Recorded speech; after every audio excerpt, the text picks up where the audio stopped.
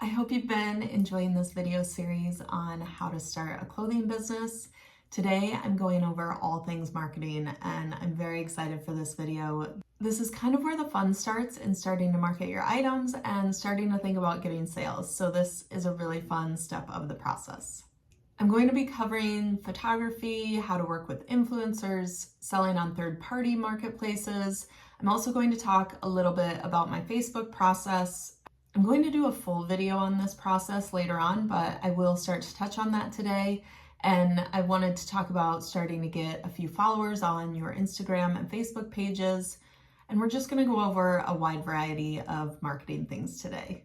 Let's kick this video off with photography. So obviously photography is a huge part of your business and it plays the #1 role, I feel like, because it is what the customer sees first.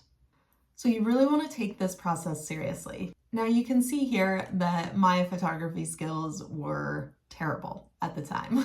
So I didn't know what I was doing at all. I did buy a camera, a very fancy Nikon camera, but I did not know what I was doing. So I would grab family members, friends, whoever I could find to model clothes. I put up a backdrop in my salon and I just started taking pictures. Now at the time that worked okay for my business because it was very low competition back in those days in the very beginning. And I feel like everyone's photography was kind of not great because everyone was starting out and nobody really knew what they were doing. So I kind of fit in with everyone else at that time, but I very quickly had to change up my process and get my photography skills up. And eventually I did end up just hiring a photographer and I even did some of the modeling myself. So there was a lot of experimenting on learning what poses made the clothing look the best, how to tell the photographer to shoot the clothing, also what backdrop. I always felt like a more neutral backdrop really showcased the clothing and didn't take away from it. I also really liked shooting outside and getting that natural light because I feel like it showcased the clothing in the most natural lighting, showed the colors the best, and it just really worked the best for my products. Now, I know a lot of people do flat lays, they do modeling inside. There's so many different options that you can do with this. And one of the things I suggest is just going and looking at some different online clothing stores and seeing what their photography looks like. Make sure to look for what catches your eye because you are the customer and you're going to start noticing what grabs your eye and what backgrounds you like from what other people are using. Whenever I would shoot outside, I would always shoot in the early morning or in the evening when the sun was going down. I never wanted that full sun. It was a lot harder to get great shots with that. So that's something to keep in mind if you are going to be shooting outside, especially in the summer. I would definitely look at going at early morning or in the evening when the sun's going down. Again, there's a wide variety you can do with photography. Just make sure that your photos are clear, make sure that the colors are accurate. That's the biggest thing. And just make sure that the clothing is showcased and there's not too many distractions that are taken away from the clothing. If you're not able to hire a photographer to start off, just make sure that you have really good lighting. I even eventually moved my photography to the basement in my home, and I just had some big lights that I set up. It again wasn't ideal, but it worked to get going. It's so much experimenting when you're doing this on your own because you have to kind of see where shadows are, where to set your lights. It was a really frustrating process for me, so as soon as I could hire a photographer, I was really excited to do that.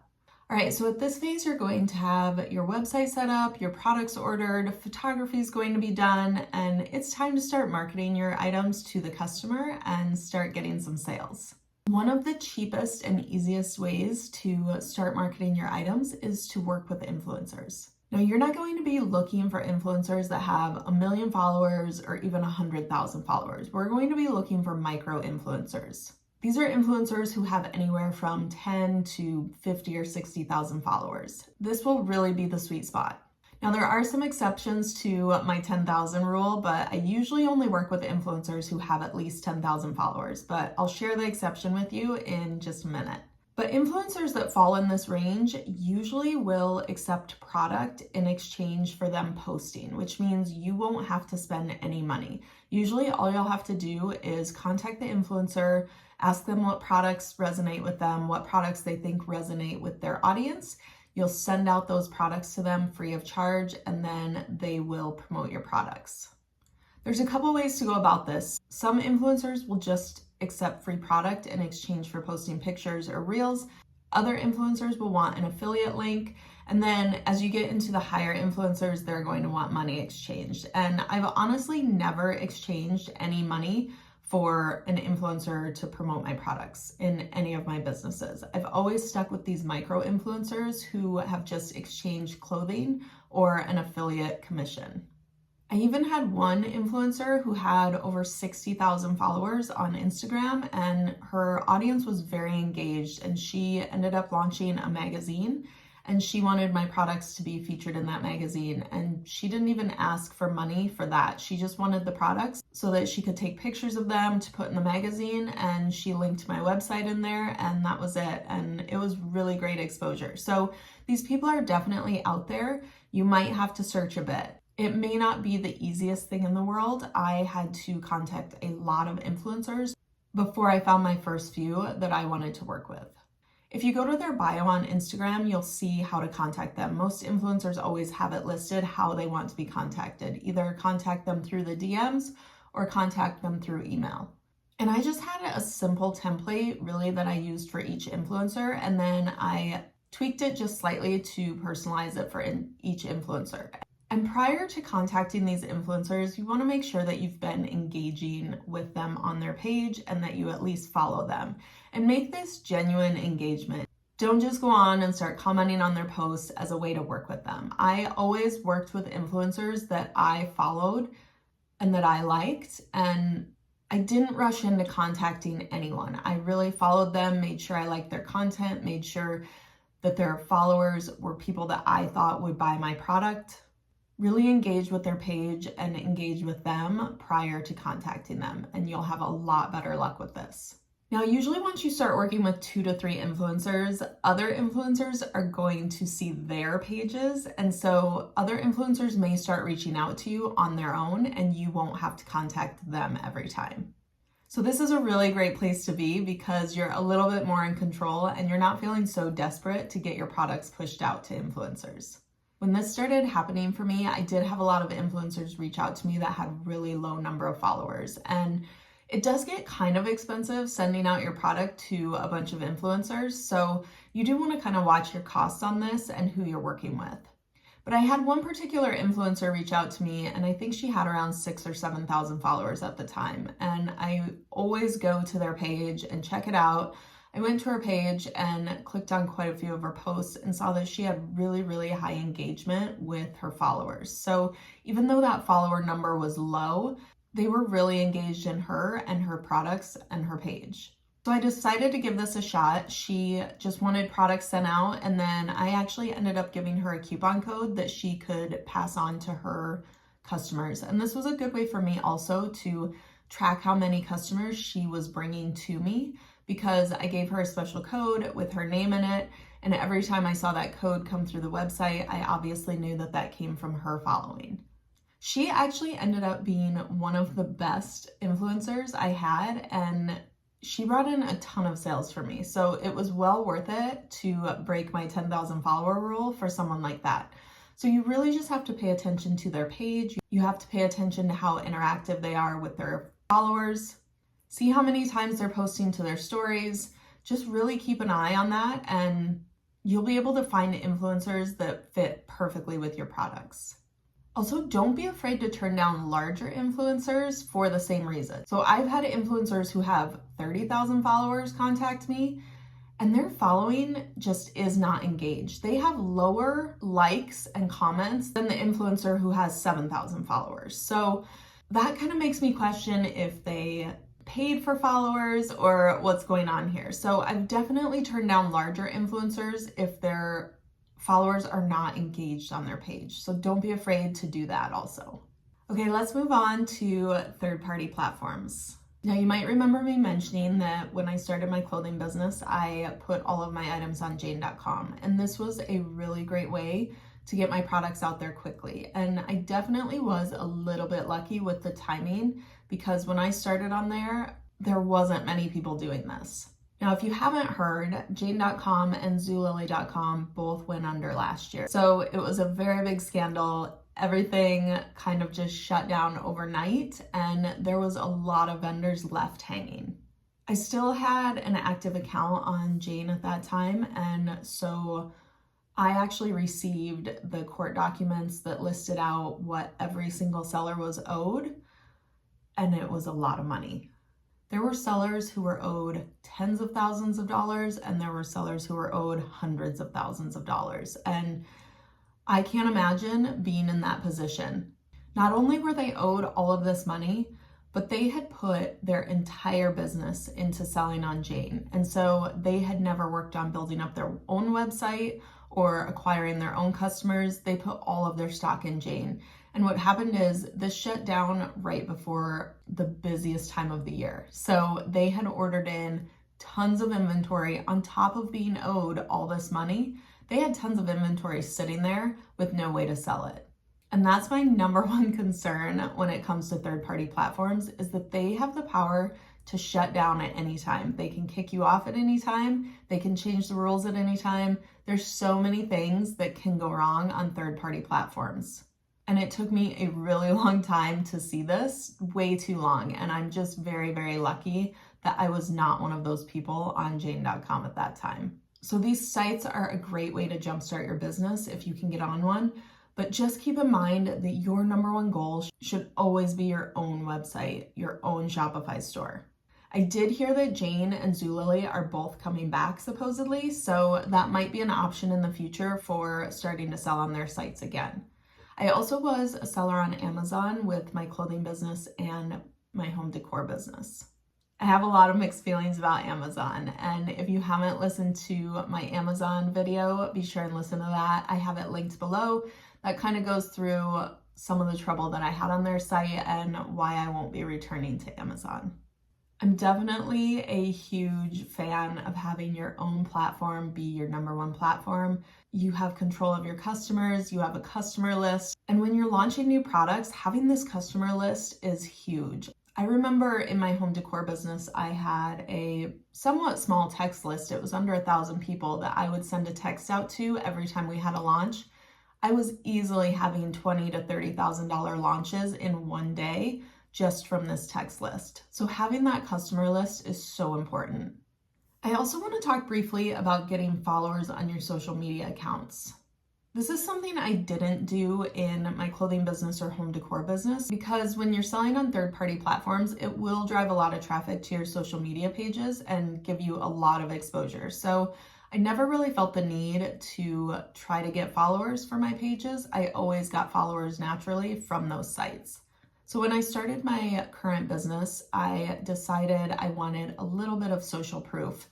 And so I did end up boosting some posts on Instagram. And I know there's a lot of mixed feelings on doing this, but it really served exactly the purpose that I needed at that time. I gained followers, I gained insight into what customers were liking, and it gave me a ton of insight. So I have linked that video below also if you want to hear about my experience in boosting posts, but this is a great way if you're starting at zero just to get a few followers on your account. I always feel like those first few followers are the hardest to get, and then it's kind of a snowball and followers come very easily. Just make sure if you're boosting posts, just like running ads on Facebook, that your photography is amazing or your reels are amazing. I put up really quality pictures and reels at that time and boosted those posts because I wanted my products to really shine. Okay, let's move on to the scary world of Facebook ads. I'm just kidding, it's not scary at all. But I was really scared when I started running Facebook ads because I didn't understand it at all. I was so intimidated. I didn't run Facebook ads at all when I had my clothing business. I started running them when I had my home decor business. And actually at that time, I also put up a funnel and I ran Facebook ads to my funnel. And I sold so much product, I actually had to shut off Facebook ads and take down my funnel because I was selling product faster than what I could get it in. So Facebook ads definitely work. I feel a little bit foolish that I was so scared of them for so long because they completely changed my business and also allowed me to build up my own Shopify store rather than selling on third-party platforms. I do want to remind you before we dive into this again that it's Facebook's platform. So these meta ads are under Facebook control and they can shut you off at any time. So as with everything else in your business, don't put all your eggs in one basket. Especially when you're starting out with Facebook ads, they will cap you at a daily limit. And it's super frustrating sometimes trying to get that limit removed. In my current business that I'm running, I got capped during the busiest time of the year and it was so frustrating. They would only let me spend so much money each day and then they would shut my ads off. And during the busiest season and with my products being seasonal, it was just the most frustrating thing. So I quickly learned that I needed to diversify and start running some Google ads, get on Pinterest. I looked into TikTok. I'll be doing TikTok this year. Just really diversify and don't put all your eggs in the Facebook basket. Okay, but getting back to the Facebook ads, I was lucky enough to meet someone at one of my masterminds that I went to and we became friends. He helped me set up my Facebook account and start all of my Facebook ads. And without him, I don't know if I still would be running Facebook ads. So I was very fortunate in that manner. But once I got the hang of it, I actually loved doing Facebook ads and I still love doing Facebook ads. I was able to hit 6 figures in 3 months in my current business, and I attribute 90% of that to Facebook ads. When I started this current business, it had probably been 2 years since I ran a Facebook ad, so it had been quite a while, and I wanted to just brush up on Facebook ads, make sure nothing major had changed. I knew the back end had changed just a little bit, but I wanted to make sure that my system that I was using would still work. And so I actually ended up taking Jana Bishop's Facebook course. And I went through the whole course, and it is the exact method that I use to run Facebook ads. She goes through setting up your ads, how to test them, how to retarget customers. It's the exact method that I use. So I was really happy to see that my method would still work. And it's also a great course to refer to in case I need a refresher on something. I'm going to do a video later actually walking you through exactly how I set up my Facebook ads, how I target people. The only reason I'm not doing that video now is because I'm not running Facebook ads. And so here within the next month and a half, I'll be setting up Facebook ads and I will be putting up a YouTube video on how to run Facebook ads. But if you're looking to get started a little bit sooner, I do highly recommend Jana Bishop's course. She does amazing and she's constantly updating it with Facebook's updates. So you always get access to those updates as well. At the time of posting this, I actually signed up for Jana's affiliate program just to get you a coupon code.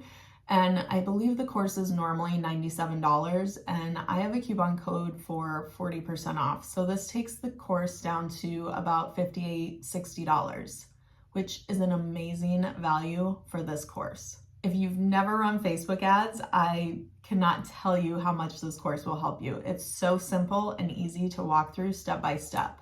She also has a tech check course that will actually help you set up your ads manager and link it to your Shopify store. So if you're completely in the dark when it comes to tech, like I am, this course would really help you also. And I think you can only get 40% off one of the courses, but definitely double check that. For the money that you can make running Facebook ads, these courses are so cheap. They're definitely worth every penny. So I mentioned that I have the code for Jana's course. I think I do get a small affiliate commission off of this if you purchase through me. I honestly have no idea what it is. I only signed up to get the code. So I have the link to her course and the code below in the description. So again, I don't know how long this code will last. I don't know how long the 40% off will last. So if you're seeing this video, go grab the course. Even if you're thinking about starting a business, $60 for this course is an incredible price. You get unlimited access to it. So even a year down the road, if you finally get your business started, I believe you'll still have access to it. She'll probably still be doing updates. I would just definitely go grab this course now. And then when I post my Facebook ads video, it will really make sense to you if you've already taken her course. You will be a Facebook ads wizard in no time. One last thing I want to mention in this video is I've linked below my video on bundling products. This is my #1 secret for selling your items and setting yourself apart from the competition. This is such a good way to sell more items, make more money, and set yourself apart. It's just a tiny tweak that so many business owners are missing. So this will work for clothing, home decor, anything that you're selling, services, this will work for anything. So be sure and go check out that video and skyrocket your sales. Okay, I think I've covered about everything I wanted to cover today in this video. Tomorrow, I'm going to be covering all of the supplies and programs I use within my business. So this will help you with packing and shipping orders and getting things out to your customers. I'll have everything you need to start your clothing business. The final video is going to have so much information in it, so make sure you're ready to take some notes. It's going to save you a ton of time and a ton of money. It's definitely something I wish I would have had when I first started my business. Please leave any other questions you have in the comments below and I'll be sure and answer those. I hope this video was helpful, and be sure and subscribe if you haven't, because I'm going to be continuing to share so much information that you're not going to want to miss. And thanks for following along.